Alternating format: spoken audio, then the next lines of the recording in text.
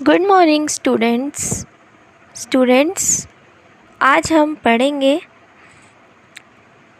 Word meanings chapter 5 के और हम करेंगे बुक वर्क। ठीक है, हमने चैप्टर 5 कंप्लीट कर लिया था, the demon and the dancer. ठीक है, आज हम इसके वर्ड मीनिंग और बुक वर्क करेंगे। चलिए let's start with word meanings. ये आपको बच्चों कॉपी के अंदर करनी है। कॉपी के अंदर आपको ये करने के बाद क्वेश्चन आंसर करने हैं। ठीक है, तो सबसे पहले आप क्या करेंगे, वर्ड मीनिंग। कॉपी के अंदर only word meaning and question answers, book work book में। अब वॉज मूव्ड का मतलब क्या होता है, एक जगह से हिल जाना। Here was touched by the demon's devotion, given the demon his word. अब given the demon his word, दानव को अपने शब्द देना। क्या हुआ था, हैड प्रॉमिस द डिमॉन, मतलब कि give the demon his word, given the demon his word का मीनिंग होगा प्रॉमिस द डिमॉन, दानव से वादा करना। दानव को अपने शब्द देना मतलब दानव से वादा करना। एंकलेट्स क्या होती है, पायल। Chain with bells worn around the ankles, जो कहाँ पहनी जाती है, पैरों में। क्या होती है, एक चेन होती है जिसमें घंटियाँ या बेल लटकी होती है जिससे आवाज़ आती है। ठीक है, होती है पायल, एंकलेट। अब कॉम्प्रीहेंशन चेकअप, उसमें हमें टिक द करेक्ट आंसर करना है। ठीक है, तो टिक द करेक्ट आंसर में सबसे पहला क्वेश्चन देखिए, Bhasmasur got his name because. Bhasmasur को उसका नाम भस्मासुर कैसे मिला। He was a good dancer, क्योंकि वो एक अच्छा डांसर था। He was the king of fire and ashes, वो किसका, आग का और राख का राजा था। Everything he touch turn to ashes, वो जिसको भी टच करता था वो राख में बदल जाता था, है ना। अब देखो बच्चों, गुड डांसर था पर भस्मासुर नाम उसे इससे नहीं मिला था। और ही was the king of fire and ashes, but वो पहले तो नहीं था ना भस्मासुर, बाद में बना था। और बाद में कैसा हो गया था, जब भी वो किसी चीज़ को टच करता था वो राख में बदल जाती थी, भस्म हो जाती थी, तो इसीलिए उसका नाम भस्मासुर पड़ा। तो इसमें क्या आएगा, सी। ठीक है, वो किसी भी चीज़ को छूता वो राख में बदल जाती, इसलिए उसका नाम भस्मासुर हो गया। व्हेन, सेकंड क्वेश्चन देखिए, when Bhasmasur got his power he became. जब भस्मासुर को उसकी शक्ति मिल गई जैसी वो चाहता था, कैसी चाहता था कि वो जिसको भी छुए वो राख में बदल जाए, तो उसके बाद वो कैसा हो गया था, अ ग्रेट रूलर, बहुत अच्छा शासक। मैड विथ पावर, पागल हो गया था अपनी शक्ति के कारण। कंटेंटेड, क्या आएगा बच्चों, मैड विथ पावर। ठीक है, अब थर्ड देखिए, when Bhasmasur started destroying all living beings the people became. जब भस्मासुर ने सभी इंसानों को और जितनी भी जीवित वस्तुएं थी उनको डिस्ट्रॉय, नष्ट करना चालू किया, तो लोग कैसे हो गए थे, ओल्ड, पुराने, हैप्पी, खुश, फ्राइटेंड, डरे हुए। कैसे हो गए थे लोग, डर गए थे, सी। ठीक है, सेकंड में आएगा B. In order to defeat Bhasmasur the young dancer used.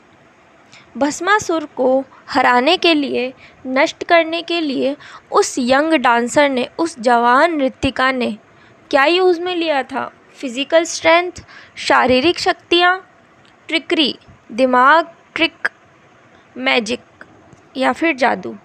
क्या यूज़ किया था, ट्रिक, है ना, कि मैं डांस करूँगी तो ये क्या करेगा, मेरे से मैच करेगा स्टेप्स, हाँ है ना, और उसके बाद क्या होगा, मैं ऐसे स्टेप करूँगी कि ये खुद ही भस्म हो जाए, तो ये क्या था, ट्रिकरी।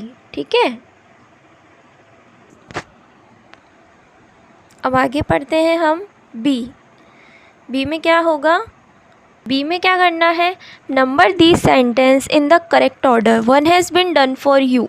तो हमें ये जो सेंटेंस दिए हुए हैं इनमें क्या करना है, हमें इन्हें सही से नंबर वाइज जमाना है। ये सभी स्टोरी की लाइन से, बट जो चीज़ पहले हुई है उस हिसाब से हमें 1 2 3 4 डालते हुए इसे क्या करना है, इसे जमाना है। ठीक है, चलिए लेट्स स्टार्ट। फर्स्ट हमें करके दे रखा है, फर्स्ट में क्या है, once a young demon wanted to be the most powerful being on earth. एक बार की बात है जब एक दानव क्या बनना चाहता था, बहुत ज़्यादा शक्तिशाली बनना चाहता था पूरी पृथ्वी के ऊपर, ठीक है। तो उसके बाद क्या होता है, इन लाइंस में बच्चों मैंने पहले से आंसर फिल कर रखे हैं ताकि मैं आपको अच्छे से एक्सप्लेन कर सकूं। तो क्या होता है बच्चों, उसके बाद इन सभी लाइंस को पढ़ने के बाद ये होगा। उसके बाद क्या करता है वो, he prayed to the god of power for a long time. फिर उसने पावर, गॉड ऑफ पावर, शक्ति के देवता जिनके पास बहुत शक्ति होती है, उनको क्या करा, उनको पूजना, उनकी पूजा करना चालू कर दिया ताकि क्या हो, उसके बाद उसे वो शक्तियाँ मिल जाए, है ना। उसके बाद क्या करा, the God finally appeared before him and ask him what he wanted. तो फाइनली जब वो बहुत पूजा कर चुका था, उसके बाद गॉड उससे इम्प्रेस हो गए, खुश हो गए, और उसके बाद उनसे पूछने लगे कि तुम्हें क्या चाहिए बोलो, ठीक है। तो ये तो है 1, ये है 2 एंड ये है 3, ठीक है। अब उसके बाद Bhasmasur ask that any being he touched on the head should turn into ashes. अब फोर्थ लाइन ये आएगी कि भस्मासुर ने क्या मांगा, उसने बोला कि मैं ये चाहता हूँ कि मैं जिसको भी छूऊं, जिसके सर पे मैं हाथ रखूँ, वो राख में बदल जाए, ठीक है। अब आगे उसको जब भगवान ने एक बार ज़ुबान दे दी थी तो उनको पूरा करना पड़ा। Bhasmasur went wild with his power. Bhasmasur अपनी शक्तियों को लेकर पागल हो चुका था अब। He killed everyone he came across.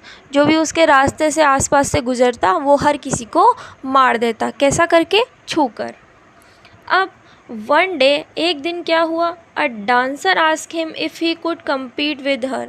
एक दिन एक नृत्यिका जो नाचने वाली थी, डांस करने वाली थी, उसने उससे पूछा क्या वो उसके साथ अपने डांस स्टेप कंप्लीट कर सकता है।